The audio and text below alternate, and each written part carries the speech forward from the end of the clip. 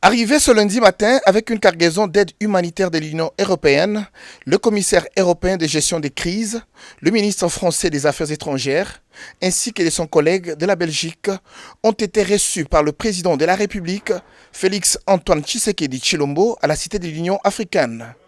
Pendant plus d'une heure, le chef de l'État, assisté de son directeur de cabinet et de la ministre des Affaires étrangères, ont échangé avec ses hôtes de la situation humanitaire provoquée par la pandémie de la Covid-19 et des efforts fournis par le gouvernement pour endiguer la crise. Félix Antoine Tshisekedi a salué à juste titre l'aide de solidarité de l'Union européenne. Selon le chef de la délégation européenne, Janez Lenarčič, d'autres questions ont aussi été abordées sans donner plus de détails. Je voudrais remercier à son Excellence, président Tshisekedi, pour l'accueil qu'il nous a réservé, République démocratique du Congo, et aussi pour son effort de faciliter les vols au sein du pont aérien humanitaire européen.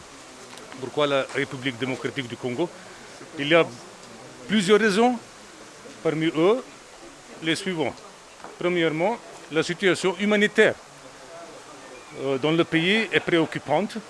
Il y a plus de 15 millions de Congolais qui ont besoin de l'assistance humanitaire. En plus, après le Covid, cette pandémie risque d'aggraver cette situation humanitaire. Troisièmement, comme vous le savez, en vue de restrictions sur le transport aérien, il y a une manque opportunité d'acheminer le matériel et le personnel humanitaire. Toutes les raisons pourquoi nous sommes ici. Nous avons eu une rencontre très approfondie avec le président. On a débattu en outre de la situation humanitaire, aussi la situation politique, sécuritaire, économique et sociale dans le pays. Il s'y est noté que l'aide humanitaire de l'Union européenne pour renforcer la lutte contre la Covid-19 en République démocratique du Congo est constituée essentiellement, entre autres, des purificateurs d'eau, des matériels de labo, des masques, des gants, ainsi que des équipements de protection individuelle.